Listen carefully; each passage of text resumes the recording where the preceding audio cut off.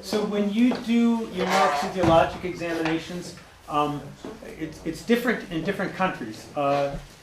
You do a history and physical examination, or do you just do the test? You do the physical exam, okay. And in some places, the referral just do the test. And what I found, some of the older people may know who Wally Bradley is. Walter Bradley was the editor of Muscle and Nerve, the journal, and a brilliant British neurophysiologist. And when I had my very first job at the University of Vermont, he was the chief of neurology.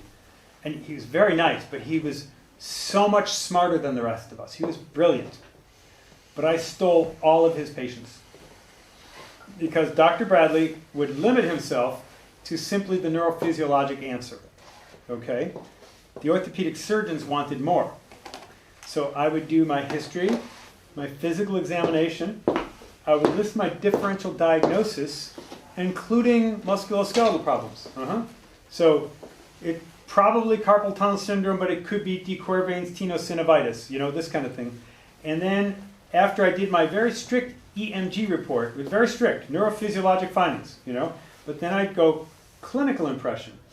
Yes, he's got carpal tunnel syndrome, but I think the arthritis in his wrist is more a problem.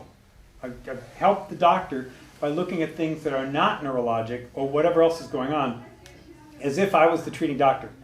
So although Dr. Bradley is way smarter than me, I stole all of his patients because I was providing what the orthopedic surgeons needed. When you have a note that is very technical, median mononeuropathy at the wrist, they want to hear carpal tunnel syndrome. I understand the difference. I understand. You need to connect the dots. So I encourage you in cases like hers to step outside of being a neurophysiologist and say, what else could this be? If my EMG is negative, then how would I explain this? Because you're smart at this and you spend more time looking at the patient than the referring doctor does, right? So you're going to be the one that finds out that they actually have arthritis of their wrist instead of carpal tunnel syndrome. And if you don't tell them, so if you tell them, it's much better service. It helps everybody. That was a neat case. We have another person? Well, yes. She's a doctor. Oh, is she? Yes. Oh, good. She's working in a hospital for kids. Ah, cool. Okay. Yes, so she understands everything Good. about her problem. Good. Not orthopedic, but she understands the anatomy. She has three operations before. Julia will told now. Yeah. 4 years ago, she came with neck complaint pains and weakness in the lower extremities. Yeah. Muscle stretch is reduced more in the right limb, M3-4. Yeah. Hyposthesia surface of sensitivity from level L1, yes, and mild pelvic dysfunction. Yes. Before the first operation. Before the first operation. Yeah. Then she was operated. It was made laminectomy L1, L2, bilateral vasectomy L1, L2, spinal disc removal L1, L2, and it was made a transpedicular fixation T12, L5. Oh. Yes. After operation, it was partial regression of neurological symptoms. They got better. Yes, a little bit got better. And after that operation, it was spinal stenosis at L1, L2, they said it was. Afterwards. After, yes. Yeah. Then, in 3 years ago, 1 year later, yes, it was again operation. It was transpedicular fixation T10, L5, because it was something wrong with that fixation. Implant failure. The implant failure. Okay. Yes. Not just degeneration, but implant failure. No. Yeah. Okay. Yes, and after that, 1 year ago, it was decompression of vertebra S1 at the left side. But she was Decompression. She was fused to L5, not fused to S1. No, on the T10, the previous operation it was T10 L5, and the next 1 year ago it was decompression at level C1. And S1, S1, yes, S1. Ouch. Yeah. At the left side. So She really had a problem. Well, you had a lot of surgery. Again, very important.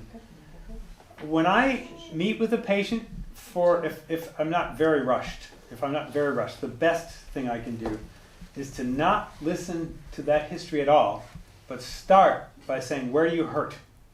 What's the problem you have this week? And then the patient says, well, my therapist says, and I go, no, I'm not listening. Well, my MRI shows, and I go, I'm not listening. Tell me what you're complaining of, right? And that's really important because this story gives me some ideas about what's causing pain, okay? But we're not getting anywhere because the doctors before me would have figured it all out if it was that simple, right? So the best thing I can do is not assume anything and just start today. So what do you complain of now? На что вы сейчас жалуетесь сегодня? Здесь неврологическая боль идут с Neurological pain и тут and pain in the back. And what can't you do in your life because of this pain? Что вы не можете делать из этой боли в повседневной жизни? ходить, Walking, спать вообще sleeping. не могут. Ну, ничего носить, понятно. And nothing to Care. take care of. Yes. And your work, you are a physician? Yes. You're a physician, yeah. Can you do your work with the children? You can do your work.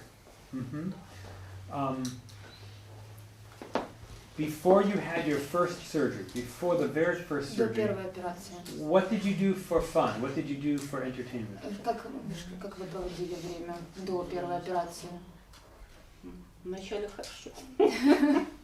А потом была автомобильная авария. It was a car crash.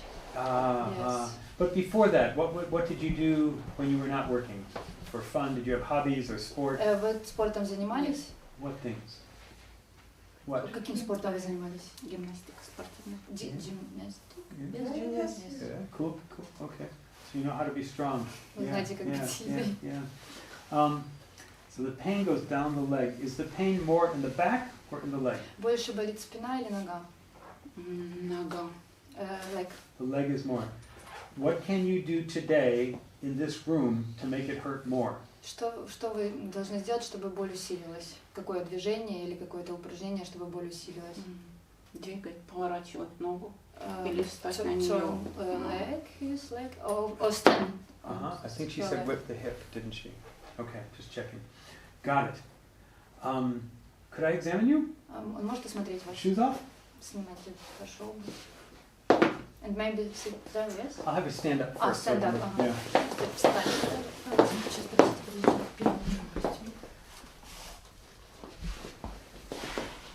Okay. Better. Yes, thanks. Okay, turn around. Поверните. Okay. Could you, yes, please, thank you. Okay. Touch where you hurt the most. Вас трогает, где больше всего болит. Скажите, где больше всего болит. Okay. Do you see? Okay, you see where her midline is? You see where she's touching? This is not a highly valid test, but it's called a Fortin finger test because Joe Fortin named it after himself. Okay? When a patient points laterally, the concordance with the positive injection test is pretty good. Once again, smack the sacroiliac, okay? That's not the middle of the spine, this is the sacroiliac. Now, don't jump to conclusions. This is just my first approach. I'm going to continue to wonder if I'm right or wrong. But right away I think, oh, again, it's not the spine anymore. Relax now, okay. Are you painful out here? Там болит? No. But when I push here, does it hurt? Yeah. Okay, I'm pushing along the sacroiliac. How about here? No. Okay. How about in your back? Спина болит, когда он там A трогает? little in there. Okay.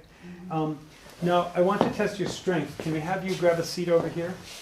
Присаживайтесь на Yeah, yeah. кушетку. Okay.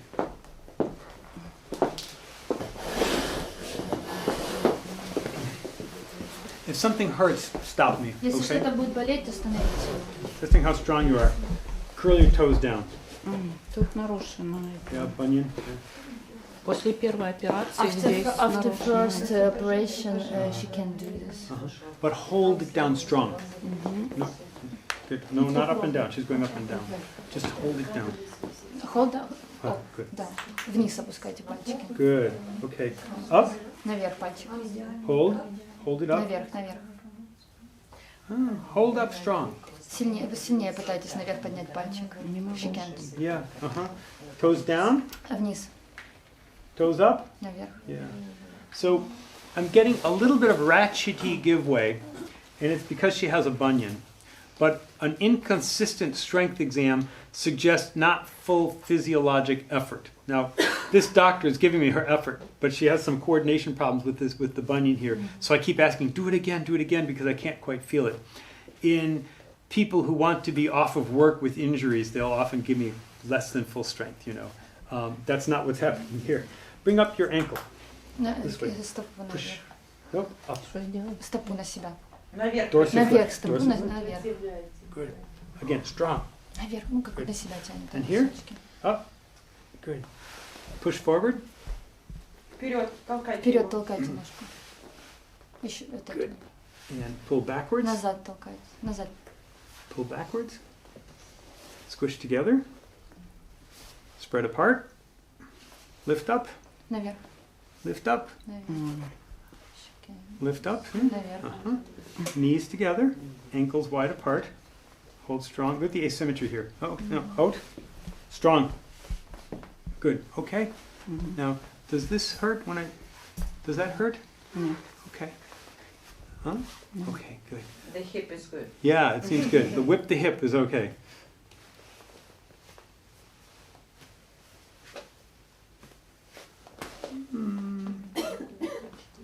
I still get... So my thumb's on the ankle dorsiflexors. And on this side I get a reflex. On this side, I think I will not. And this is the side you have leg pain. Yeah, yeah. Push down a little bit. Down. No? И Yeah. немножко вниз капельку опустите стопочку. Расслабленно. Yeah, that's absent. So intact here, absent here. That's not a Can polyneuropathy, you right? show me intact on the right? Relax your ankle. Loose. There's a little bump. And now push down just a little bit down. Чуть-чуть немножко опустите стопочку. See the jump now?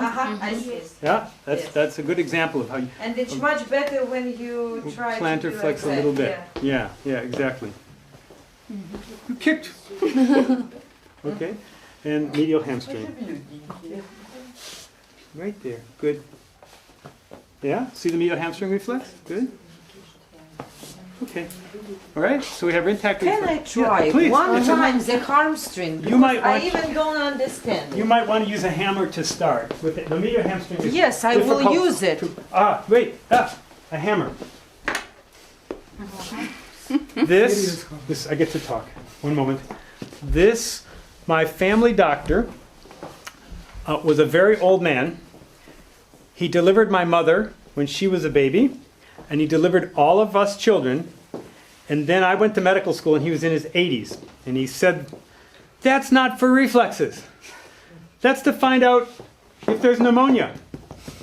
That's for pneumonia. That is not for reflexes." Phew. I love it. I know. I love it. But he has a very good point, because when you're trying to get a reflex, you want to have a large mass, not a lot of velocity, right? So if I want to deform a tendon, I can either use a small mass and go slap, ouch, or a large mass and go thunk, okay? So if you have trouble getting reflexes, first of all, you can use your hand. But second of all, really heavy hammers, large mass deforms the tendon without slapping. I'm just having fun with the reflex hammer. You just make a fun with me. Bah! Okay. Yeah. Where? So I would Where grab have we here, put grab the hamstring right here. With the back of your hand. You feel the tendon? Yes. And hit your finger. No, slow, slow, slow, one at a time. But now, can you heel back a little? L5? Yes. Расслабьте. Только And не now hit. кладите. Yeah, hammer. Flash. Right. Maybe. She may have extincted it. It's You that want kind to of broke my finger? Yes, it hurts my finger too. I think you'll Расслабьте have. ногу. Yeah, I think you'll have trouble getting it now. Unless, yeah. Try without fingers. Okay. You okay? Okay. Let your leg back a little Смотрите, bit. он на руку всю ударяет, у него поэтому Получается. That hurts my finger. Yeah. Ну хорошо, пальцами. And it's not so good now because she's used to us. Back a little bit. Just a little. It's not so. Мне кажется, что двигается вся нога, ну как будто да. You have to try it on somebody with spasticity. It does take practice. I'm not kidding. This takes skill. To put the on On the hamstring. Yeah. And you hit your fingers hard. Or get a big heavy hammer. These will just hurt too much. You can't do it. Okay. Good. So, one moment. Okay. So she's had back surgery up and down her spine. What do you think her paraspinals will look like? She's had back surgery. What do you think her paraspinals will look like? Oh, A mess. A mess. You know, the real answer... You want to see X-ray? You want to see X-ray? Yeah, but not yet. Not yet. Okay. In a minute, yeah. The real answer is I don't know what they'll show, but I certainly can't use my normal values in her. Okay? There's another research project. If somebody in Ukraine wants to do another research project, nobody has looked at normal values for people after a simple microdiscectomy. So probably after a single microdiscectomy these days, the surgeons do very little damage or maybe just one multifidus. And probably if one of you did EMG on 20 or 30 people who had a single microdiscectomy a year ago, you would find a set of normal values which would be very helpful to us in people who have a single microdiscectomy. Okay? Because if they come back with back pain 6 years later and they have very abnormal score, maybe something new is going on. That could be useful information for us. In people who've had a multi-level spinal operation, we don't know either because nobody's systematically looked at. But I find interesting things. Usually, I think you know that when somebody has nerve damage, over time, the muscle cells get smaller and the fibrillation potentials get smaller. So we say if the fibrillation potentials are less than 50 microvolts, the injury is more than a year ago. If they're more than 100 microvolts, pretty much the injury was within the last year. So you can tell how old the lesion is by the fibrillation potentials a little bit, right? Insertion activity. Yes, exactly. Except in cases where I've taken somebody who's had multi-level spine surgery, I think maybe the muscle cells don't atrophy. They may have ephaptic transmission because I'll find fibrillations that are big, even 10 years later. Not always, not in everyone, but in many cases I'll find fibrillation potentials that are really large, as if there was a recent injury. And I don't know how to explain it, and I haven't studied enough people to write a paper about it, but I don't know what we'll find in her back. I'm pretty sure it won't help us. I'm pretty sure it won't help us because I want to be able to look at something and say, that's not right, that's different from what I expected, and I don't know what to expect. So that's a frustrating thing. Would you mind if we tested one level anyhow, just to look at your back? Вы не против, если профессор посмотрит один из ваших уровней? Just a little bit. Okay. I would like you, Andrew, to by yourself, okay? Okay, yeah. Yes, of course.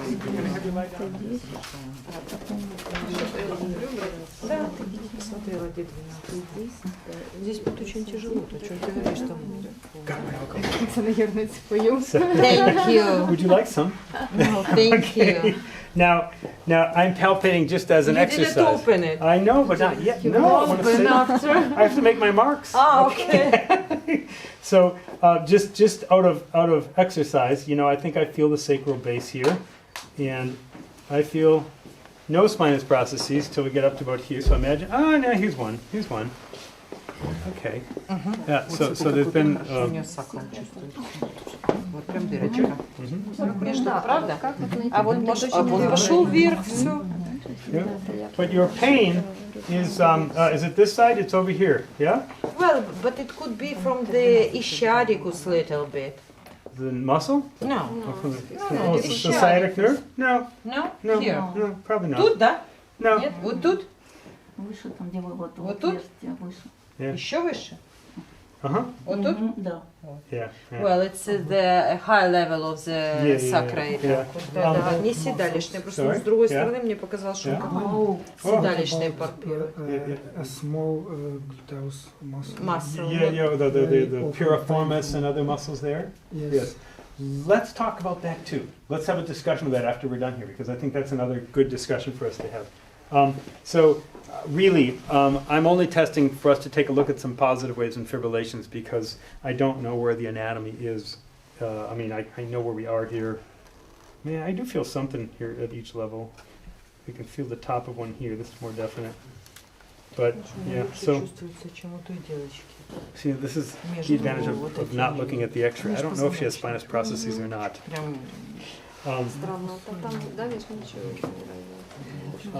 And I guess just as an exercise again, I'd probably go to S1, L5, L4, L3, and again, I don't think I'll do the whole protocol because it's not going to change, but I want to test at least one level to see what we do find here. Teuvo Sivanen is a Finnish electromyographer, and he took a bunch of people who had previous back surgery. Some of them were doing quite well, and some of them had failed back surgery syndrome, which is they did surgery and it didn't help, right? And he did paraspinal mapping. He never reported the scores, but I've talked to him, and he goes, "Oh, I used your paraspinal mapping." And the people who had failed back surgery syndrome had much higher scores than the people who had successfully had a lumbar fusion. Okay, so I guess would you do an EMG just to show that somebody has back pain after fusion? No, you did just ask them.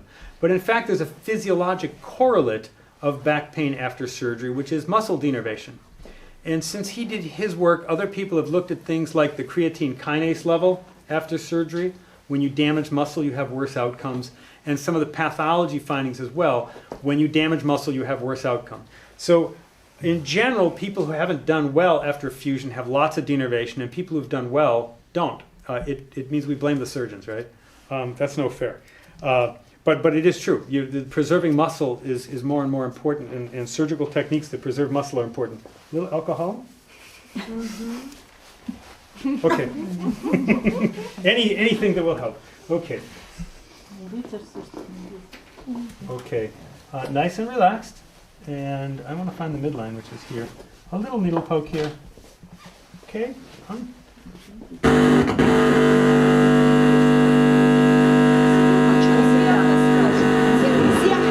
That was electrically silent. I'm going to move to another spot. I'm kind of cheating on the protocol here. That was electrically silent. And this is scar tissue, electrically silent. And this is fusion mass, scar tissue. You see my ultrasound probe? Yeah, scar tissue, electrically silent. Yeah. See, fibs. Very Как small вам, fibs. Валентина Николаевна, это оно? Да. Yeah. Да? But again, scar tissue. Да, конечно, я же говорю, как это. Даже поворачиваться не надо. And one spot right up here, please. Thank you.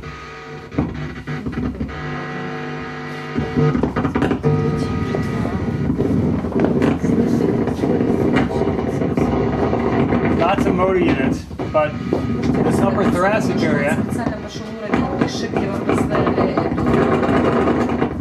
I might actually try to get her to relax a bit more. Good. Okay. That's good. Good. That's what we need to see. So you all are experienced electromographers. You can feel when there's just scar tissue, right? And that's what we were seeing in the lower area with no motor units and no fibrillation. And then I got up higher, and I wasn't trying to poke a lot because there's no point, but there were some places with small fibrillations. And then I went to the thoracic area. I didn't see that. Now, all those findings are perfectly explainable with your pathology, but I guess my point in being in thoracic in this case was above all this junk, there's normalcy. So this isn't a myopathy, which we didn't think in the first place. You can come up, please. So there is nothing in thoracic? Well, in this high, I didn't go lower. Yeah, that's okay. Please, you can sit if you like. And we saw the spontan, A little bit, here. yeah, but they were very small and hard to find. I wasn't going to poke around and find more. That wouldn't have worked. Thank you. So, you okay? Good work. Thank you. Thank you. So, you've, and I hope you can understand my English. Yes? No? Okay. I think that we looked at your back muscles and we saw a lot of scar tissue, which is what we expect after surgery. And then when you pushed on the side near the sacroiliac joint, you seem to have some pain out there. So they may work on those areas to try to get rid of some of the pain. Hmm? Not so helpful. The EMG test was not so helpful. Can you repeat again? We saw scar tissue, which is what we expect after surgery. You also hurt on the side, which is probably your sacroiliac joint. And your doctors may try to treat that problem to get rid of the pain. То, что мы увидели на игольчатой МРТ, это то, что соответствует тому, что у вас в послеоперационном периоде. Это нельзя сейчас трактовать как там свежую радикулопатию или еще что-то. Там рубцовые, 3 раза оперировали, рубцовые изменения. Но кроме этого у вас еще есть, и вы очень реагируете на это, проблема с кустово-подвздошного сочленения. И доктор должен обратить на это внимание. Я Олегу Алексеевичу все расскажу и про вашу иголку, и все остальное. Чтобы уже не... Thank you. Okay. Thank you very much. You're helping us. Thank you. Yes. Yes, okay. That's why her doctor asked me. Yeah, good. Thank you for the clue. It's disappointing that people do a floating fusion of 6 levels and don't expect L5 and S1 to become more degenerated. It's just very hard for me to see these very big operations in people, and she probably needed it. It sounded like she had a real, L2-3 herniated disc or something like that. But it's really she has an instability. Yeah. Now, today, on my exam, which was not my complete exam, her pain is not coming from the instability. I could be wrong because there's more to her case, okay? I understand. But I guess my lesson I'm teaching over and over again is at least the pain that I saw right now is from the sacroiliac joint. And it makes sense. When you've got bones that are supposed to be moving like this and they can't, and you walk, and she does walk, you're going to jam the joint. It's not, some body parts got to move as you get this pelvic rotation, right? And if the spine bones don't, something has to do movement, and the sacroiliac is taking extra work there. Now, again, can I say it again? I bet there's a lot more to her pain than just that joint. But to teach today, that the joint was the place I was looking at. Keep looking for other body parts besides the spine, right? So another body part that isn't the spine is the piriformis muscle. You've heard of piriformis syndrome, and most of you know some parts of it, but I'm going to teach anyhow. So piriformis syndrome was something out of the 1920s, okay? And there was a doctor who operated on 100 or more cases and reported successful outcome from piriformis syndrome. Have any of you seen 100 cases? No. What do you think he was doing? He was operating on herniated discs, but thinking it was piriformis syndrome. And do you know what happens to a person with a herniated disc when you cut open a muscle and make them lie in bed for a month? Or when you give them an ice cream cone? Or when you tell them to jump out of an airplane? They get better. So he was operating on them, they were recovering for a month, they were getting better, he was taking credit. Now this is an interesting piece of history that nobody knows. I'll tell you this. So in the 1930s, in my little state of Vermont, a man went to the local orthopedic surgeon complaining of pain shooting down his leg.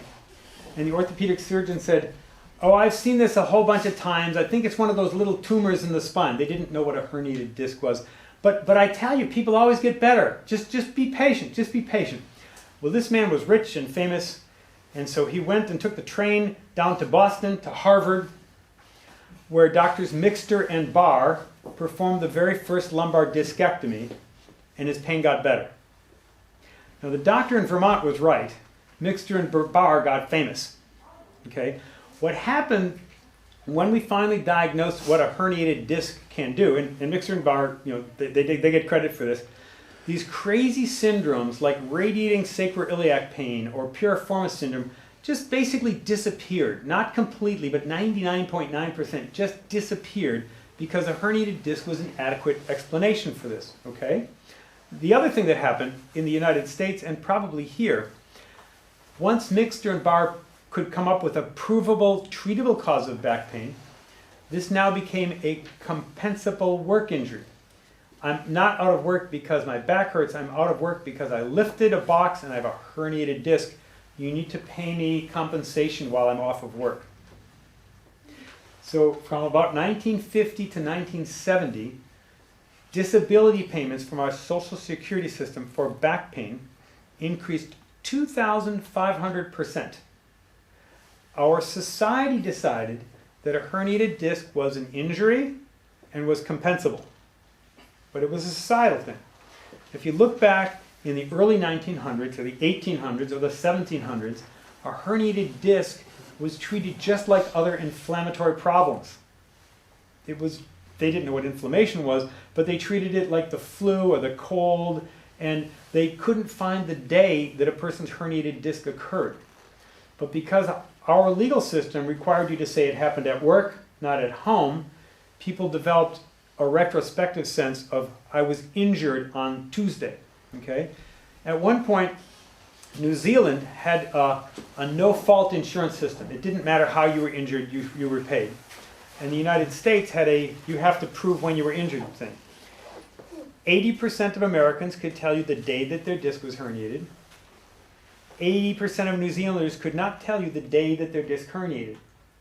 Our herniated disc is actually a disease process where the annular tears finally get to the point where when you pick up a blue pencil, your herniated disc, you should never pick up another blue pencil. The psychology of injury is real. People do something and it hurts. But if you really ask them, it was hurting a little the night before, and then when they did whatever action, whether it was sex or lifting a box or riding a car, they blame it. But it was going to happen anyhow. Epidemiologically, Australian Aborigines, American factory workers have the same prevalence of disc herniation. Okay? So it's a very funny thing to think of this as an injury. Going back to piriformis syndrome. So there you were in the 1920s and 30s with a number of papers on piriformis syndrome. And I was in the 1980s, and I had a lady who I thought had it. I was maybe 2 years out of my training program. And my boss was a very famous man named John Frymore. He wrote Frymore's textbook of the spine. And we were presenting at a case conference, and I said, here's this lady with pain in her buttocks and pain down her leg, and my EMG is negative in the back muscles, and it's positive in the leg, and I think she's got piriformis syndrome. And Frymore said, no, she doesn't.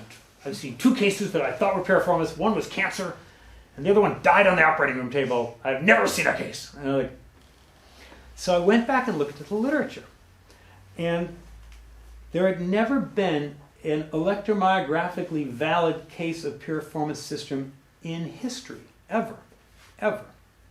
Now, I ended up publishing, at the same time I was doing research on bicycle seats. And it turns out that what happened is this lady had a backache, and she was pretty heavy, and she decided she'd exercise, so she got on a bicycle, and she had bruises on her buttocks from the bicycle seat. So she had direct trauma to a gluteal region, right?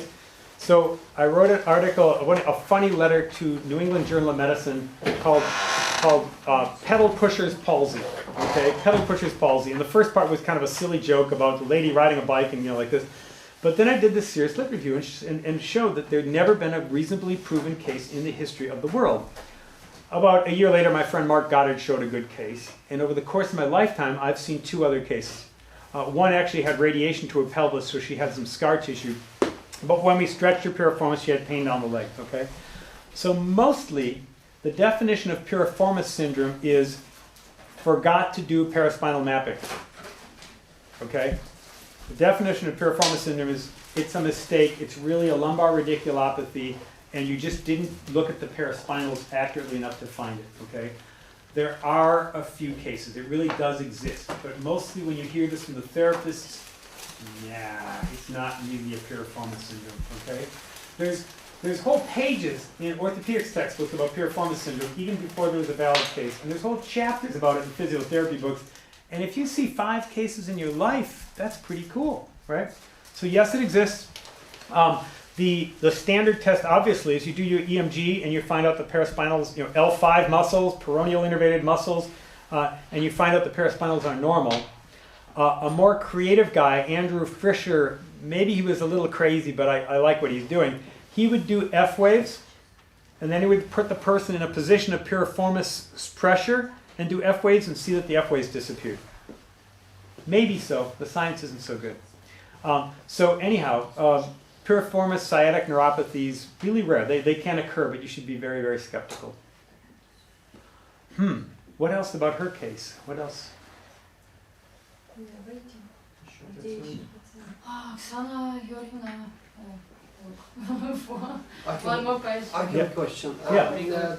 Please tell about hip contraction syndrome. What is the cause and methods of treatment? Right. So the hip flexion contracture. It is mostly because you sit a lot and you don't stretch. Okay. When you're a young teenager, when you're a young athlete, you stretch, you do things like this. And as we have jobs sitting, or even a truck driver or a car driver, they never really do this. This is not a usual pose for us. When you're a kid, you're running and doing these things like this. So as we become older adults, we just begin to get tighter iliopsoas muscles, right? Now, that's really it most of the time.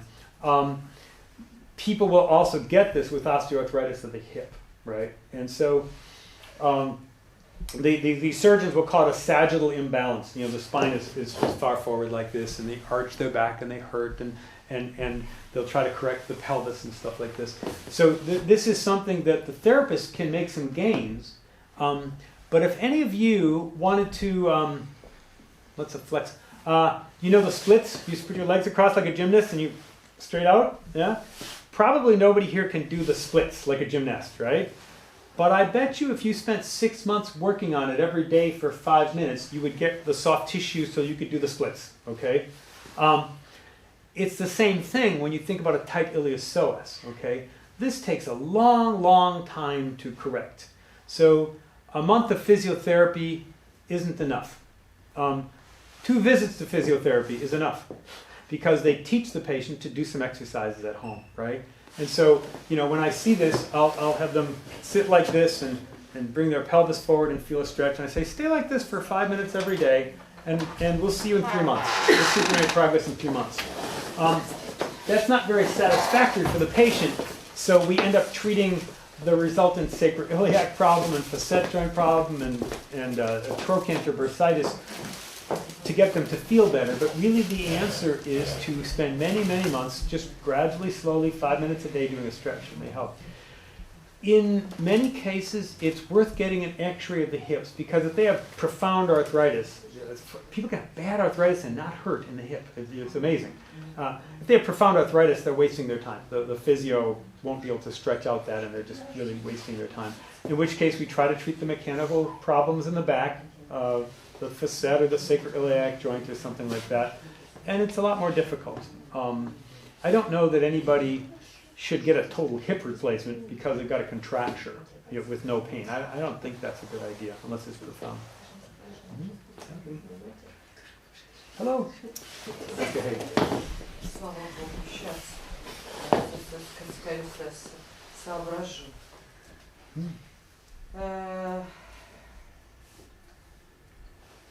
About 1 year ago, she complained of a pain in her lower back, irradiated to the buttock, mostly to the right side. На правую ногу, в ногу правую отдавала, да? No weakness, no numbness. she said, and now she got a diagnosis from orthopedics, spondylolisthesis L3, polysegmental instability, stenosis, radiculopathy L3, L4, mostly right. So, a little different story. It's a very interesting case here. So, our previous patient was isthmic spondylolisthesis. There are 5 kinds of spondylolisthesis you can get, okay? An isthmic spondylolisthesis, the pars interarticularis between the bones here doesn't come together, okay, in early childhood, and people who are athletic and gymnasts and dancers will have more of this, okay? You can have a congenital spondylolisthesis where the transverse process is really long. Not the pedicle is really long. It's just different shaped. So one bone is different over the other. Okay. You can get a cancer spondylolisthesis where the bones are separated because the pars has cancer in it, right? You can then get degenerative spondylolisthesis, and there's a couple different ways for that. As people get older, especially if they had juvenile scoliosis or for other reasons we don't understand, you can get degenerative spondylolisthesis. And this is different from isthmic spondylolisthesis, okay? And people with degenerative spondylolisthesis, obviously on x-ray, can have lots of abnormalities and no pain, right? So you don't assume that. But sure, you'll see people who have the bones really twisted on each other and they hurt a lot, and they can have nerve damage and clinical spinal stenosis. But of course, what did we just hear? The pain is on the right hip, and they're calling it L3. Neurologists, does that make sense? L3 is here, right? So do you think the surgeon was looking at a photograph or a patient? Right? So we're going to be paranoid. Our job is to be paranoid and worrisome and think hard about what's going on. Tell me what you are complaining of these days. На что вы жалуетесь сегодня? Боль в пояснице Lumbar pain, отдает в заднюю часть Мероприятие, и верхняя часть ноги сзади, спереди практически. Could you stand up and show me where you hurt? Вы можете подняться и показать, когда вот вам именно больно, что провоцирует боль? Провоцирует. Вот это место вот сюда дают, и чуть-чуть вот сюда. Сюда реже. Сюда Is it across the back, or is it on the right side and the left side, but not so much in the middle? Прям вся поясница или все-таки больше вправо или влево? Бывает больше вправо, но когда я вот долго похожу, и у меня начинает болеть вот так вот полосу. Mostly right, but when she walk a lot, it's like... So, how many meters can you walk before you must stop? Помните, я вас спрашивала, сколько вы можете метров пройти перед тем, как вам нужно отдохнуть? Ну, я могу и час, и 2 идти. Ну, это, я не знаю, в километрах, но после этого сильно She начинает. can walk even 1 hour and 2, but it's getting worse. So this is not neurogenic claudication. Yes. The questions, please have a seat. The questions I would ask about neurogenic claudication go something like this. And I should say, there's a paper that Jim Rainville at Harvard and I and some others just wrote that's coming out. How do you differentiate the pain of hip arthritis from the pain of spinal stenosis? So you say, how far can you walk? And if the person says a kilometer, probably it's not stenosis, okay? They say, I can walk 100 meters or 200 meters. And you say, and what makes you stop? And if they say, my back hurts, maybe. If they say my legs hurt or my legs feel wobbly and loose, if they say I begin to walk like I'm drunk, okay, then they're getting what do you call it? Claudicatory sensory loss. I can't remember what it's called. I'm sorry, I forgot. There's a funny word for it. But their sensory fibers are being affected. So they feel like they're walking and they're drunk. Как по снегу, как пьяный проваливается. And then you say, well, then we walk your 200 meters and you stop, but you need to stay standing. And the patient goes, what do you have to do? I have to bend forward or I have to sit down. Okay? And if they have to change postures to get relief, it's much more likely neurogenic claudication than vascular claudication, okay? And then you say, well, how long, so you sit down, how long before you can start walking again? And if they say, oh, the pain's there for an hour, that's not neurogenic claudication. If they say 5 or 10 minutes later I can get walking again, that sounds like neurogenic claudication. In Africa, where I do some work, it's very interesting to be just sitting on the street drinking a cup of coffee, and you'll see the old man walk 50 feet, stop, bend forward, rest, walk 50 feet. You know, he should have had surgery 10 years ago, right? So this is neurogenic claudication. Okay. My foot is caught on here, so I'm not bleeding. There we go. Yeah, a couple of confusing things here. Vascular claudication. An ankle brachial index, right? Blood pressure of the arms, blood pressure of the legs, is highly sensitive for peripheral vascular disease. Okay. So peripheral vascular disease can cause vascular claudication. If the ankle brachial index is negative, it is not vascular claudication. But if it's positive, you can have peripheral vascular disease without vascular claudication. Okay, but it's the best first test. The negative ABI test tells you it's not vascular. Okay, even people who have vascular disease can get neurogenic claudication, and vice versa. And for a long, long time, there was never a paper comparing those, and our group looked at both of them and found out this kind of information. So when somebody has claudicatory leg pain, you start thinking, is it neurogenic or is it vascular? And maybe you get an ankle brachial index and dismiss the problem. If the ABI is positive, you still might do your EMG to look for nerve problems. How does this affect your life? What things can you not do in your day because of this pain? Как это влияет на вашу жизнь? Что вы не можете делать на протяжении дня? Ну, я до обеда могу еще что-то делать. После обеда у меня начинаются сильные боли. Я в основном лежу. Я когда отлежусь, отдохну, меня попускает. Меньше боль становится. А потом опять So, before lunchtime, she is pretty active. After that, the pain is getting worse, and she has to lie down. You know, sometimes it's osteoporosis pain, and does osteoporosis hurt? To lie down. Does osteoporosis hurt? Hurt. No. Hurt. Only when there's a fracture. Well, Osteoporosis without a fracture does not hurt. So no, you have to have a good answer there. I want to try something even more complicated and talk about treatment, because again, this is what drives what we do.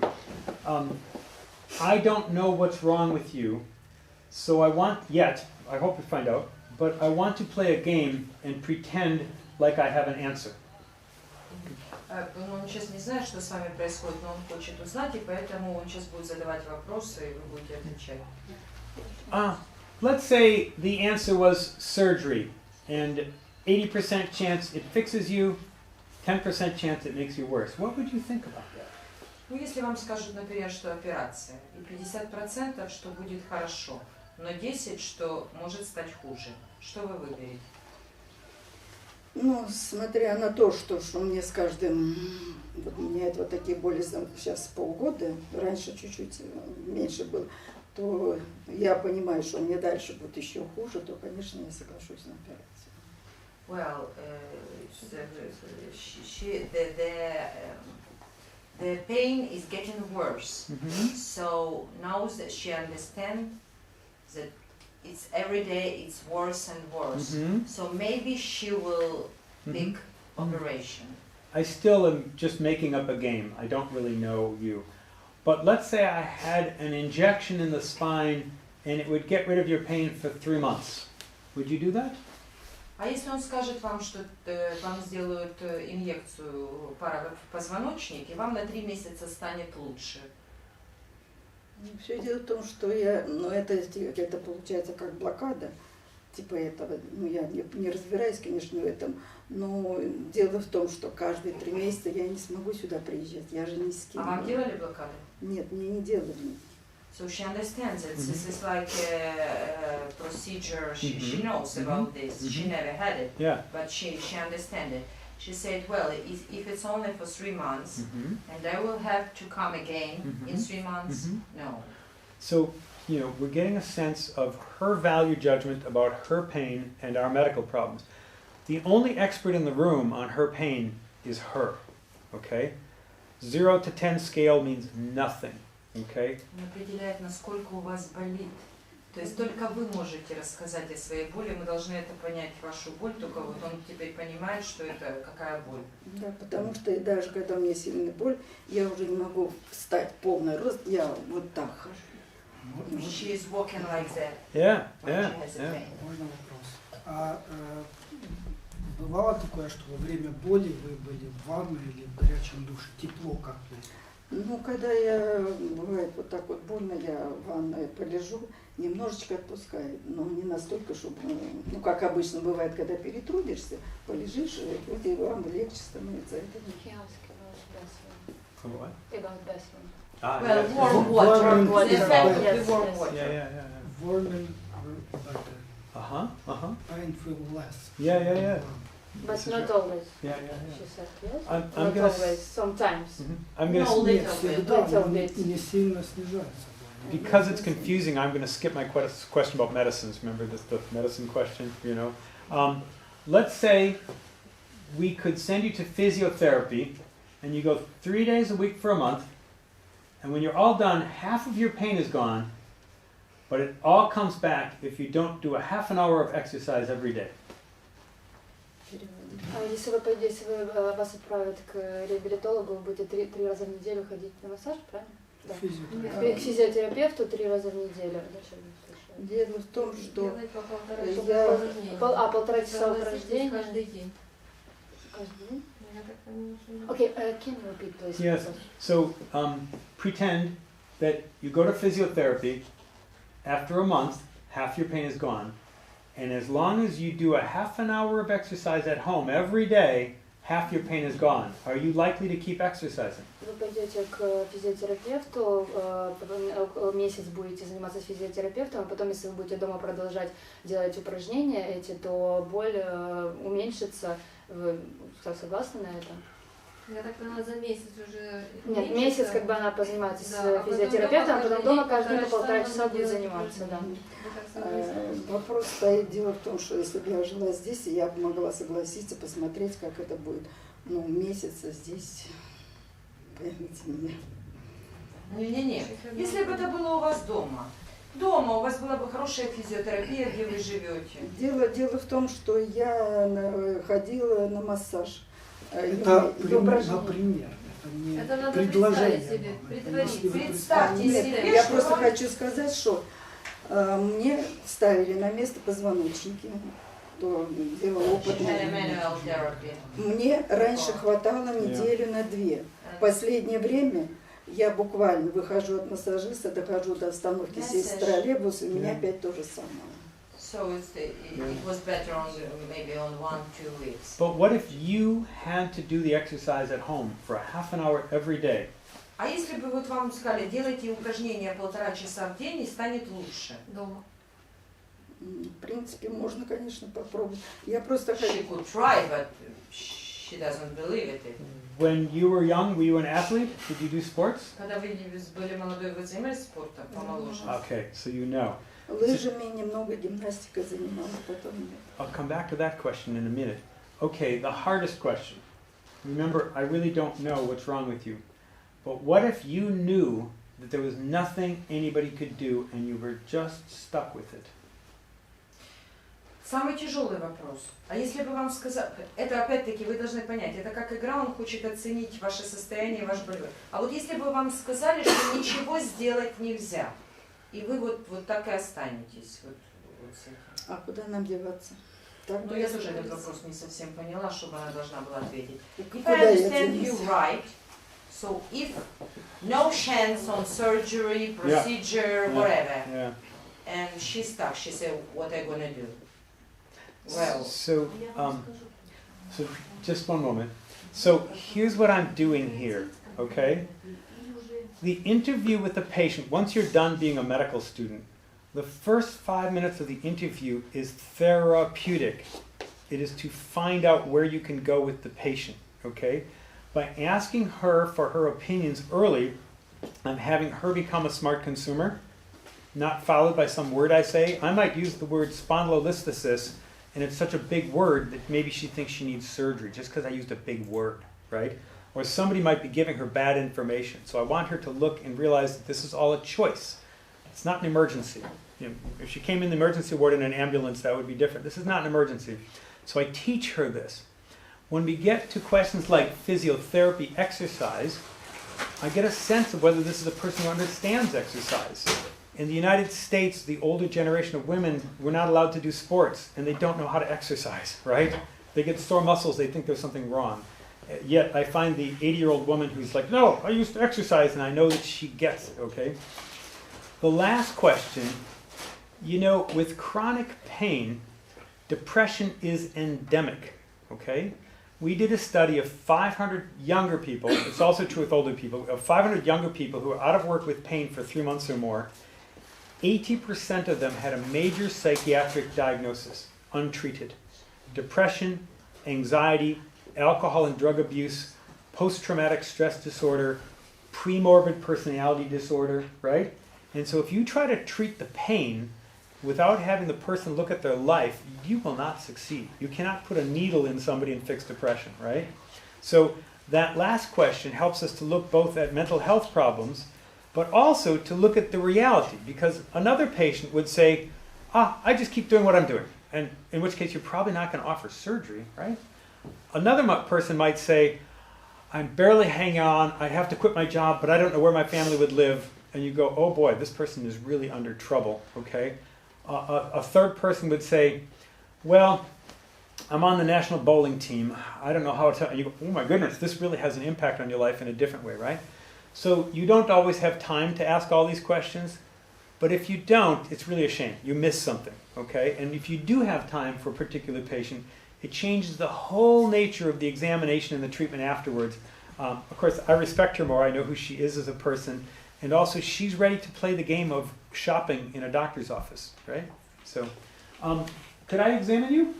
Можно он посмотрит вас? Stand up, please. And come, turn around. It's okay. Touch where you hurt most. Покажите, где вас больше всего болит. I don't know, but I still think we have the Fortin finger test here. I'm going to poke someplace else. Come this way, please. Okay, excuse me. Okay. So, again, touch where you hurt. Еще раз покажите, где вас болит. Can you see? Yeah, okay. Now I'm going to go in the middle first. Is it painful here? Там больно? Yeah.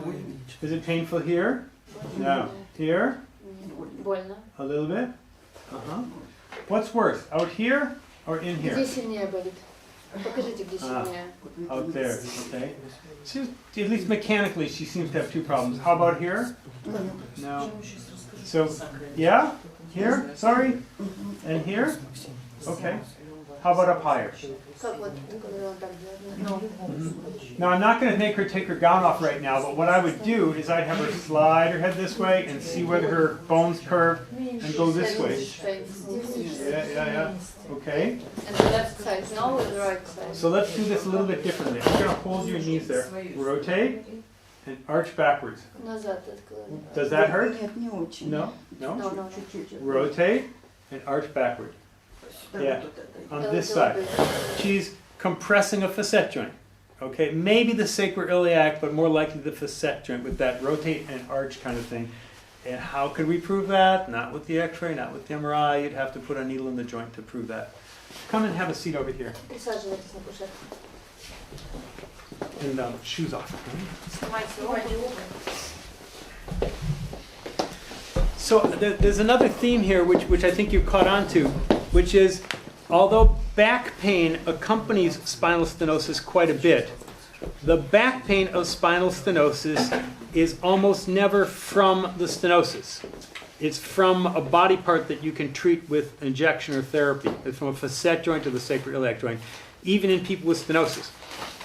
So if the patient says, I have pain that's 10 on a scale of 10 and they have trouble walking, but all the pain is in their back, you might get an injection of the sacroiliac joint and their 10 out of 10 pain is gone, and they have a little bit of neurogenic claudication, and life is good. Okay, maybe. Testing how strong you are. Okay. Покажите ваши Curl your силы. toes down. Вниз, пальцы Toes. вниз, Yeah. Good. Good. Toes up. наверх, Good.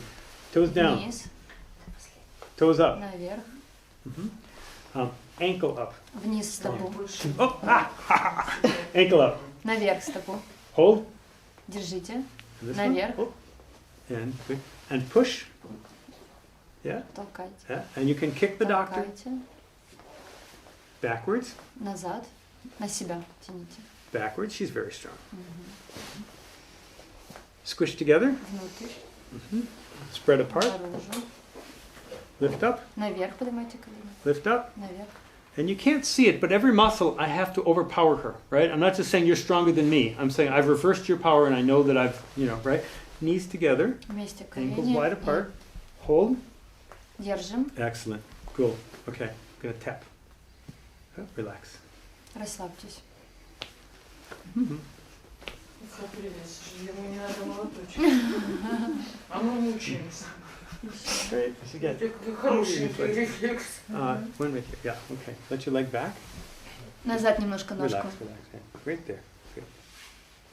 There. Okay. Shh.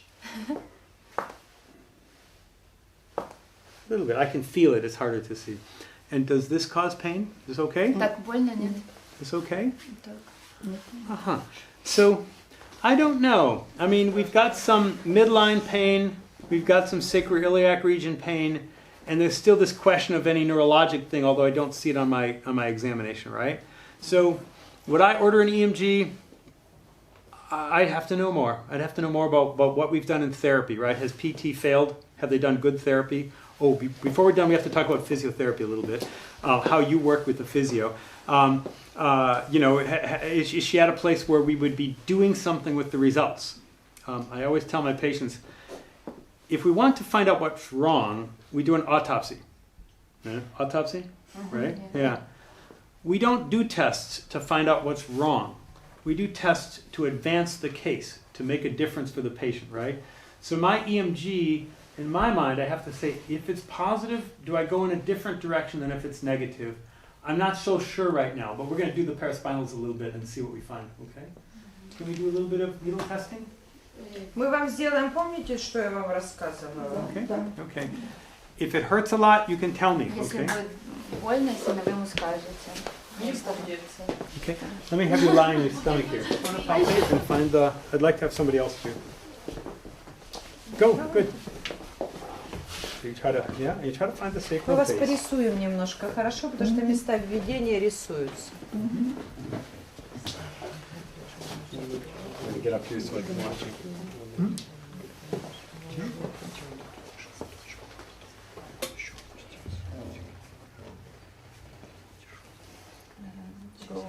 Maybe, I don't know. It doesn't matter. If you find a gap between two, that's great. You find a spot. And if it's hard, sometimes it's easier to find them here and then move your way down. I don't know.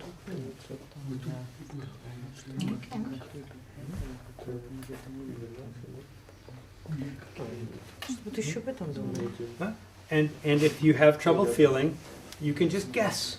Maybe you're not accurate with location, but you're going to test all the places. So you can make some marks if you don't. Yeah.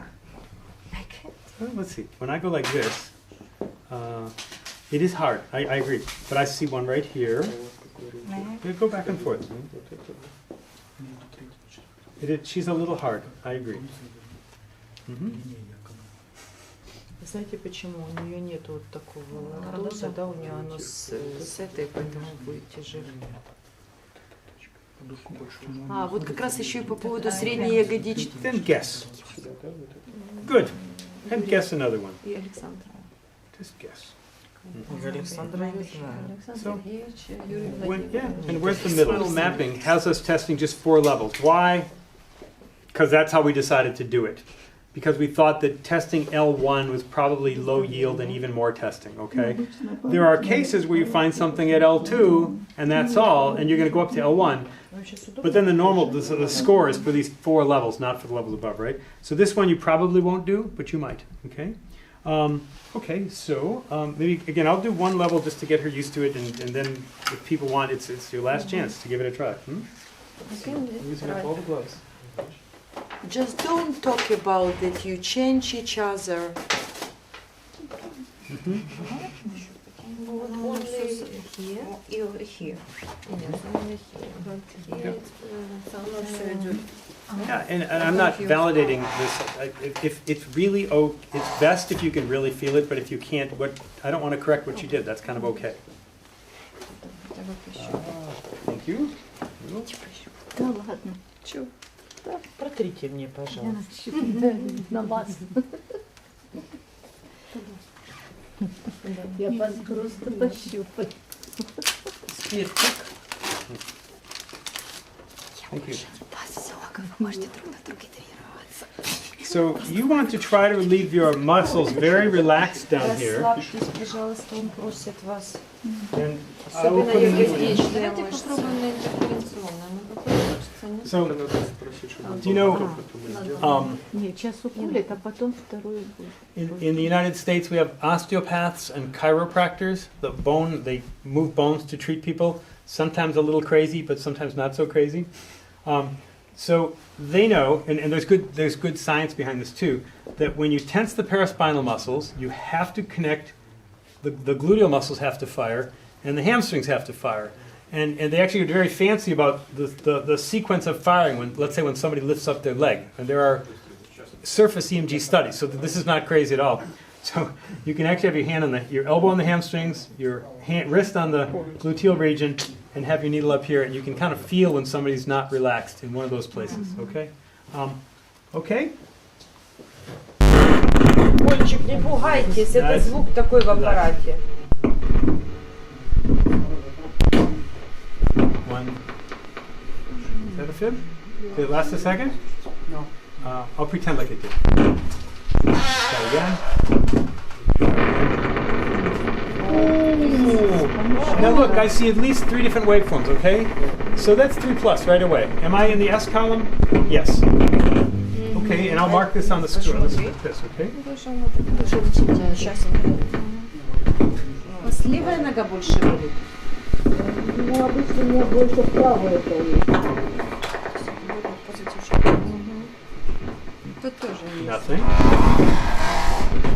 You're helping really well. Right when I hit the end, I hit bone. This is really, you got this. This is good. Nothing, and I hit bone again. Turn off. And I'm just going to do one more level because I want to see what we find here. Okay, and on again. Good work. Good.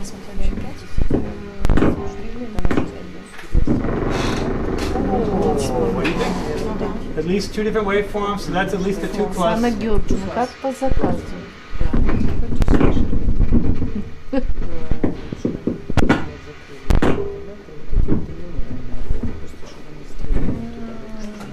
Right on the bone, so I don't have to go down.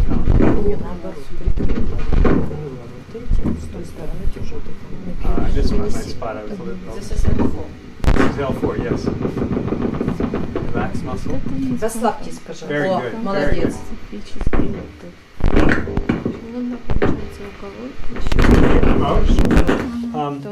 And I'm going to put something on the table if somebody else is ready to do something.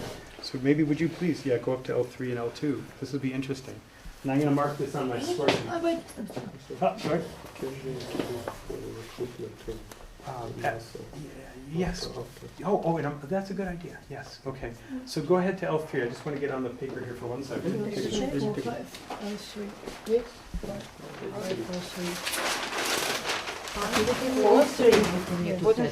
Дайте мне про. Пусть они себе там делают как хотят. Yes. Здесь стоять. Or alcohol, I just don't know. we had fun when she was in the United States. We teased about alcohol. Здесь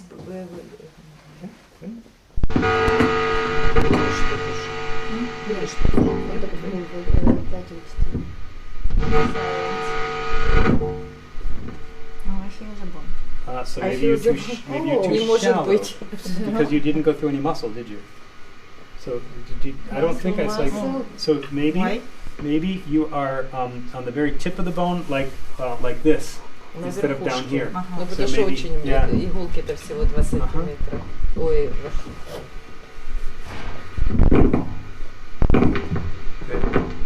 мы нашли у нее в L5, да, корешки? И в L4 было, On да? bone? Yeah. We may be a little bit. I'll tell you. Go ahead and do this. Do up here. Go ahead, and I'll tell you in a moment after Идите в you're done. этом направлении. I tend to not teach while the needle's in the patient because it's not so fun. Хорошо. Yeah.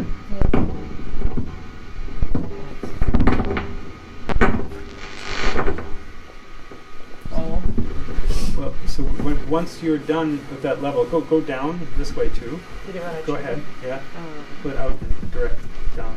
Вытаскивайте, Yeah. вытаскивайте. Pull out all the way and then direct and then go down.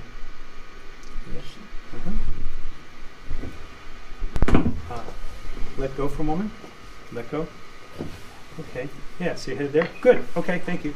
Keep going. No. Keep going. Did you hit bone?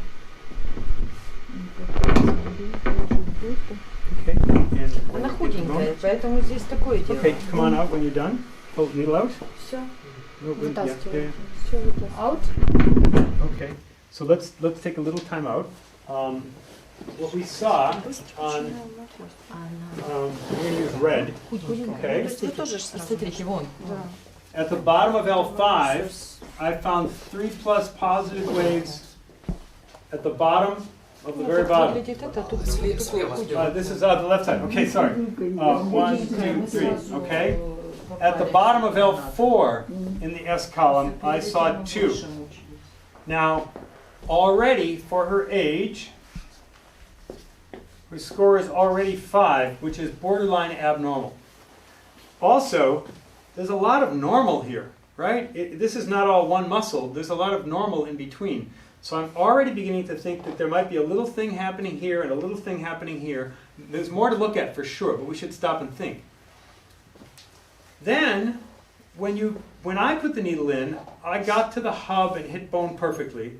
You were just as far to the side, but you hit the bone early. A vertebra is rotated.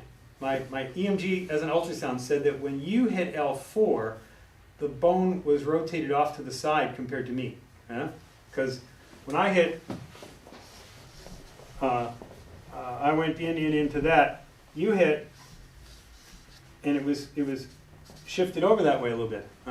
Because I went from here, you went from here, but you hit bone, and I didn't. So maybe I'm reading too much into my EMG. But I can explain, because you were in the same spot as me, but you hit bone early. Probably there's a rotation there, and this may be part of a degenerative spondylolisthesis.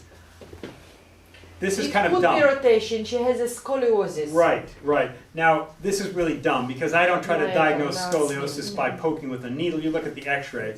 But just to explain why you didn't get it and I did, I think it correlates with her degenerative scoliosis. As does this spotty, one level and not another kind of thing. Maybe different parts are involved. So it would be very good to test some more. I think really clinically this is useful too. Is someone to do the higher level? Yeah, okay, sure. Okay? Good. Okay, so now I'm actually feeling, and now I feel that her spinous process is here, okay? And there really is a rotation there. So here I go.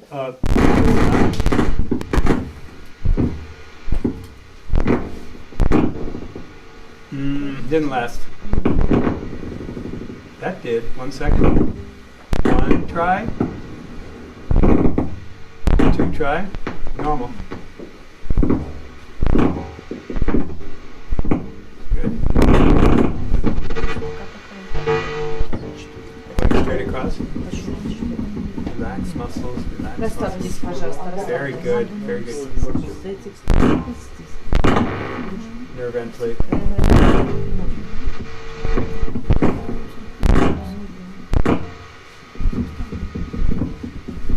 More spot on this side. Again, the bone is here now, so I'm going here. Good.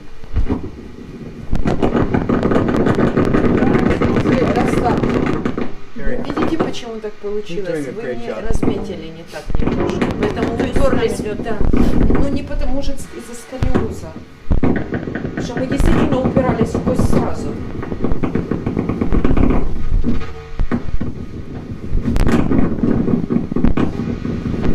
Okay, and I'm going to come over to this side.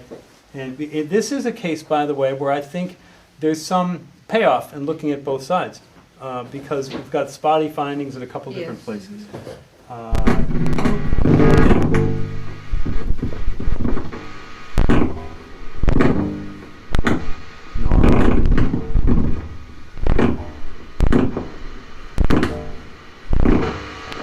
Fell off the cliff.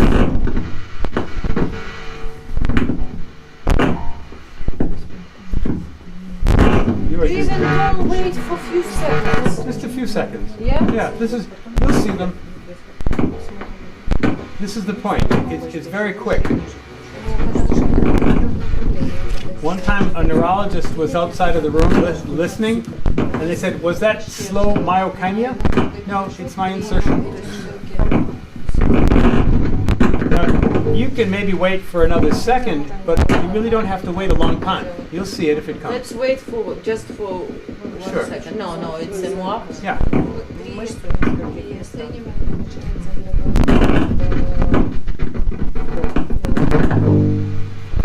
Almost done. Ну, почти закончили.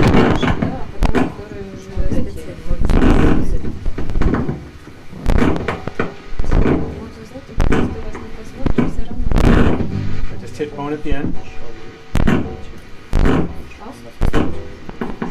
Maybe bone in it. And one more. Последний.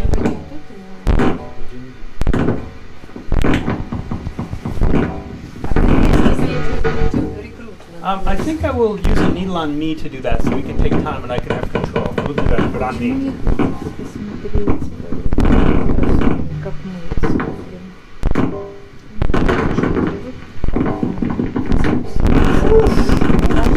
Good work. Oh, you okay? Okay, very good. Very good. Where can we locate surface electrode when we use, for example, Monopolar? Any place. I put it. And here? No. It doesn't matter. It does. You know, if you put it here, that would be bad. Okay, but maybe here, maybe here. I usually put it there just out of habit. It's not different. It's not a big difference. I mean, like I said, if you had it down here, then the gluteal muscles might cause some background noise. But someplace close. It doesn't matter. I want to put. Let's get one more knee with the poke so I can poke myself. So, это монополярная We're going to штука look at должна this. быть. Yes. We don't have a... No. What's this? This is... Maybe gluteus. Sorry, what is your question? What the conclusion about Right. this page? So, let me, as she gets up. So, ignore that. What we found was just nothing on the right side, and a total score of 5, which is abnormal, but boy, you know, 4 is normal and 5 is abnormal. So it's kind of borderline, and it's at 2 different levels. So you could look at all this and say, I'm not sure if I really want to say this is so abnormal. I would say my report, if the limb exam was completely normal, my report would say borderline abnormal EMG, not clearly localizable. I would write something like that. I would not want to have the referring doctor think that I was smarter than I am. Right? Sort of borderline, not clearly localizable. You could try to make up what this is, right? That the posterior primary ramus is stretched at 2 levels with rotation and things like this. But that's a little bit too much. You don't want to be so crazy.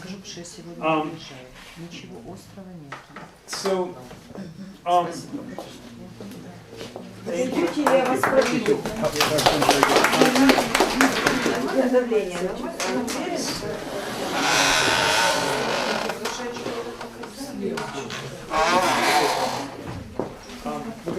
I'm gonna do myself in a minute. So she's got a complicated story, right? We didn't look at her x-rays, and it would be interesting to see. Some of the pain we try to have physiotherapy get rid of. Some of the pain we'd have an injection done, if not anything else, to kind of show that it is the sacroiliac joint, okay? And if she still had a lot of pain afterwards, when do you operate on degenerative spondylolisthesis? In her case, her clinical story wasn't very ridiculous. There was some little pain out here, and apparently the lesion's at L2. And so you would be doing fusion to treat the degenerative scoliosis, right? That it's just crunching over too much and causing pain. And that's a difficult thing to sort out. That is just a difficult surgical question. There are people whose spines are just really a mess and they're not going to get better. The surgeons know certain angles at which it will continue to collapse and other angles where it won't continue to collapse. And that world is evolving as well. So there are things that would happen that are not really neuromuscular at all here about what we would do with this woman, right? So that was kind of interesting. People wanted to look at recruitment. What I'd like to do is I'm going to use me, because I find out that if I use patients, they can't recruit very well and they can't show you. So I shaved my leg, you know. We're going to put a needle in and we're going to try to get me to just recruit 1 or 2 mode units to see how fast the second one is firing. Since we're spending time on recruitment, I want to talk about the 2 different ways to measure it, not just my simple way. So one way is the firing rate of the first motor unit when a second motor unit comes on. Okay, so when we look at this screen, it's one. How long across the screen is that time? Another program for recruitment. Let's not use a program. Let's just do simple first. I don't want to do that. No. Go back to what we had. I don't want to change anything because I want to be very simple here. So. How long is that screen? How much time from start to finish? Сколько этих у вас этих делений тут? Ну тут 1,5 миллисекунды.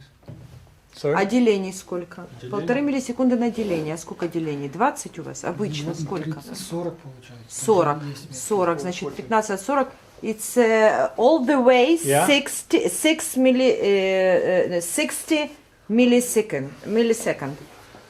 60 milliseconds. You need 100 Yeah. or 200 what or I'd like to do is 100. 100 возьмите. Можно растянуть чуть дальше. Yeah. Вот это вы думаете хватит? Because I want to be very okay. Ну и что, это у вас получилось 75. Он вам не верит, поставьте на интерференционный паттерн и все будет Well, let's go to 100 across the screen. So, no. You know what, Andrew, we have a very simple program for вот это мне это слово I don't know the program, but I fear that I won't teach well with this. Yeah. Хорошо. Okay, you can look, you can show me, but I really want to try to have people understand the basics of this. Okay. So what is in this program? What does it do? It's automatic. I don't want automatic. This is it. I just do not want automatic. Go back to the old one. No automatic. Because I want you to understand how we calculate it. I don't want to just get a number. Huh? So to 100? Yes. Okay. You can move the table over here. Maybe, can I do this? I think I understand your machine now. Yeah. Okay. 100 milliseconds, right? So No. Yeah? No, because one is 4 milliseconds. But the whole screen and now? The whole screen is 100. Yes, exactly. Exactly. Okay. So if I have, and now we could, I'm just trying to think. Мы смотрим, какую развертку сделать, чтобы понимать, как появляется вторая единица. So if something's firing once on the screen, okay, at 100 milliseconds, once on the screen is 10 cycles per second, right? No. 100 milliseconds times 10 is 1 second. Right? 1 second. 1 second. This is 1/10 of 1 second. Yes. So 10 of these is 1 second. So if you see something show up on the screen once, it is 10 per second. It is 10 hertz. Because you have 10 screens in 1 second, right? So if you see a motor unit firing once on the screen, it's 10 hertz. If you see it firing twice on the screen, that's 20 hertz. So if you see a motor unit firing twice on the screen and not another motor unit, that's a little bit abnormal. you should have seen another motor unit before you had a screen, something firing twice on the screen. Now, very typically, when somebody has grade 3 muscle strength, you'll see something firing 3 or 4 times on the screen without seeing another motor unit, okay? So the first thing is, how fast is the first motor unit firing when a second motor unit comes? Is there a way to stop the screen when it's screen stop and freeze? Нет, я не поняла даже сама, для того, чтобы 4 миллисекунды на деление. Здесь открыто стоп. 400 миллисекунд. Stop and start. Okay, good, I got it. Дмитрий Okay. Сергеевич, вы пытались говорить, ага, да, здесь как у него, вот что, здесь не получается, чтобы определить это. Нет, все правильно, все правильно. То есть это ускоренный метод, да, то есть мы, получается, записываем 100 миллисекунд, на 100 миллисекундах увидели одну ПДЕ, соответственно. А потом где на 100 миллисекундах мы здесь увидим? У нас здесь вся, это получается весь экран, 400 миллисекунд. Нет, почему? Весь экран 96 всего. Доделал сюда, было 100. А, то есть вот на те 4 миллисекунды не смотреть. Все понятно. Так это на экране, а сейчас он будет записывать, там эпохоанализ это другое дело. Сейчас Я в этом компьютере, поэтому не могу, у меня дебет с кредитом не сходится. Я поставил 100 сейчас. Все, сейчас все. Можно писать кучу по 100 секунд. По 1 секунде. We are working on a different machines. So the point here is, whatever machine you're looking at, whatever setting you have, you need to know how fast something's firing, okay? And if you have a different screen with different settings, that's fine. But 10 is easy because that's, that's it. So one calculation is how fast is the first motor unit when a second one comes in. Another calculation is to recruit till you get 2 or 3 different motor units. And then you count how many different motor units. There are 3, motor unit A, motor unit B, motor unit C, and divide it by the number of motor units you see on the screen. So maybe say A, B, B, B, C, C. That's 1, 2, 3, 4, 5, 6, 7. 3 different motor units, A, B, C, divided by 7 units seen on the screen. And that's called the recruitment ratio. That's a bit more accurate, but you have to stop the screen. Here we go. Why 3 motor units or 2? Whatever you have. If you had 4 motor units on the screen, A, B, C, and D, you could do it there too. A, B, C, and D divided by the number of units that you see together. I'm going to draw a picture. Let's see. I think I need to draw a picture first, because then when I show you on me, you won't see what we're looking at. Back to the seats for one moment. Короче, есть 2 метода. Один метод, это когда мы ловим одну единицу и считаем, как она приходит. А более точный метод, когда вы, допустим, 3 находите вот эти 3 единицы разные, и тогда считаете на 3. Ну, логичнее, мне кажется, секунду записать и на секунде разобраться. Он понимает, что он пишет, что мы вообще не понимаем. У нас проблема с разверткой экрана, а он думает, что мы вообще не понимаем, о чем говорит. Но в принципе есть 2 метода. Там в паттерне уже такое заложено, что можно увидеть там секунды или да, вы просто увеличиваете, уменьшаете. Okay, so I think you understand that you have the screen, and I've got this motor unit firing. And it gets faster and faster and faster. And then a second motor unit jumps in. So maybe this one is going, let me draw another black line. Faster, faster, faster, faster. And someplace in there as it's getting faster, a second motor unit comes in, okay? At this point, how fast is this motor unit firing? That's the first question, okay? So if we see 1 on the screen, and a second motor unit comes in, the first one is only firing at 10 cycles per second. That's normal. If I see 2 on the screen, that's 20 cycles per second. So if I see 2 on the screen before this blue motor unit comes, that's a little bit low. There should have been something jumping in earlier. Okay, so that's one mechanism, one way to measure this. Okay, the second way.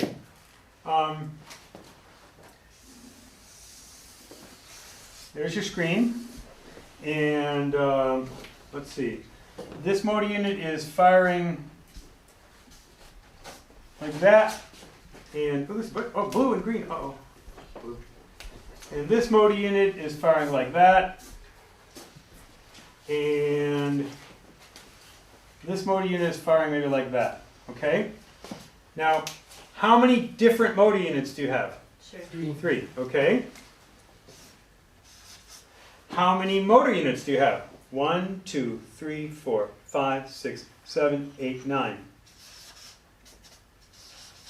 Okay? So that's a little bit more accurate, and you can do this a little bit easier in terms of stopping the screen and counting. But clinically, with simple cases, you just see this motor unit firing really fast before a second one comes, and that's good enough. You don't have to do a interference pattern. All you have to do is see that first motor unit firing really fast. You have to know what really fast is. You have to kind of know how many times across your screen is 20 hertz.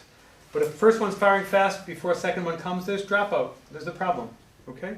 And again, you won't see that early on. Within weeks after an injury, you'll see that and you'll have normal looking motor units. But if you see somebody who's months or years down the road, if they have decreased recruitment, then the motor units are going to look weird because they've already had some repair. They'd be polyphasic or large or something like that. So you look at both the recruitment and you look at the shape of the units and say, yeah, this is really abnormal. There's really something going on here. Okay? Recruitment is not very sensitive. Okay? Your fibrillations and positive wave and motor unit sizes are much more sensitive. But in the first weeks, this would be the only thing you'd see. So that's why it's kind of important. Also, if somebody is not giving you full effort, maybe they want to show that they're weak, but they're not really weak, they can't fake this, okay? They can not recruit motor units, and you say, well, they're not trying very hard, their interference pattern is low because I don't see many motor units, but they cannot fake having a second motor unit jump in at the right time, right? So somebody is pretty paralyzed, but it's psychiatric, it's a hysterical conversion reaction. You'll see normal recruitment of whatever motor units they have, and that's inconsistent with the peripheral nerve lesion, right? So let's take a look at me.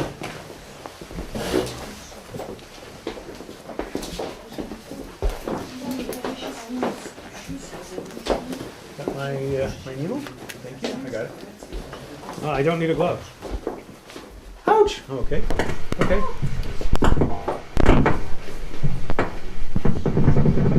Now I already have two different motor units, don't I? There's one. Oh, it's not even a whole screen either. Get rid of that. All right, well, let's start over. Can we clear the screen? And don't click, please. Clear the whole screen. Okay, and let's just let it run. Okay, on? Okay, let me get right on that guy. The big one, they go tack, tack, tack, tack, tack, right? There's a second one right away. I mean, I'm normal, so you're not going to see decreased recruitment. I didn't say psychologically. I said physiologically normal. So there's two right away. 1, 2. Okay? Find another spot.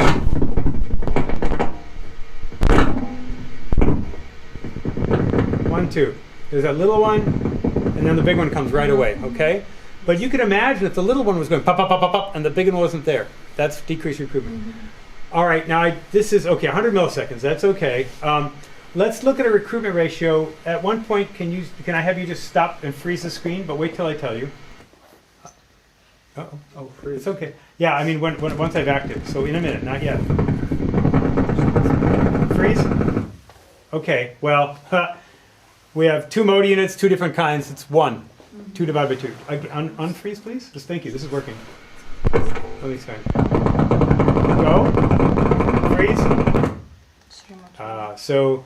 I'm not doing very well here, am I? Let's start. Let's do again. Get rid of that. Okay, let me find a place where I've got a lot of motors. Now, freeze. Okay, so on the bottom one, I think we have 3 different motor units. The tall one, the second one. I think the third one is different. And is the fourth one different, or is it the tall one? I don't know. Let's pretend like it's still the tall one, okay? We have 4 motor units on the screen, 3 different motor units, so it's 4 divided by 3, which is 1.3 recruitment ratio, okay? Let's do one more just because it's fun. On again. Let's start over.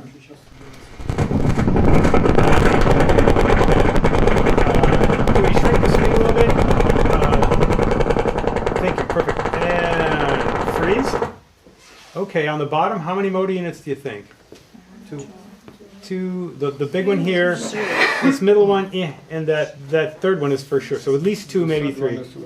Yeah, yeah. So we could just say the two large ones, two different motor units, three waveforms, 3/2, right?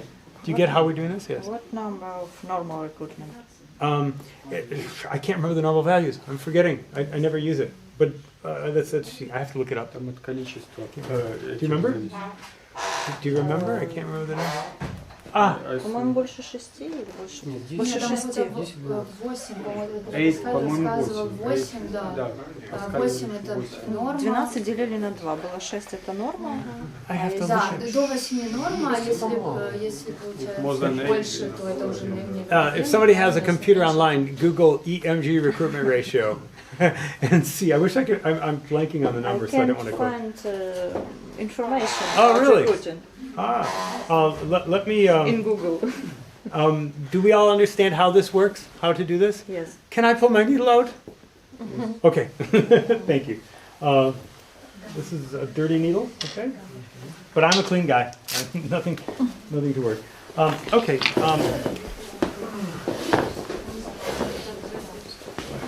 I'm not online. Yeah.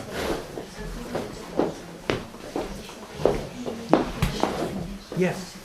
Perfect. Yeah, we're actually at a good place. So let's see.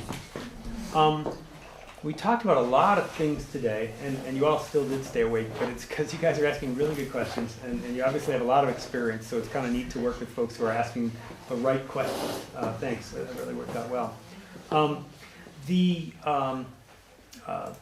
The handouts, I hope they've got on the computer. I hope they can get those to you guys if you need them. My email, if you need it, is very simple, and please get a hold of me if I can help. It's Andy Haig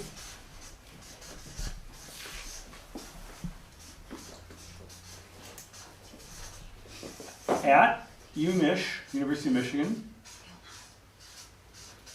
.edu. Yeah? So if you have questions, let me know. I'm just thinking that I don't think we made as a handout. You guys got no paper handout, right? I actually have the paraspinal mapping score sheet and the protocol. And so if people want to email me, I will email you the protocol back again. There's also the course that I wrote for the AANEM, and the handout is very nice, but it's kind of old. It doesn't include a lot of the new science we have on this, but it's kind of interesting. It kind of gives you a sense of where this all goes. So if you guys email me, I can send you the paraspinal mapping score sheet, and I can send you the AANEM course handout. The other ones that I've done that are really good are book chapters, and I can't copy them because of copyright restrictions. Last chance for any questions?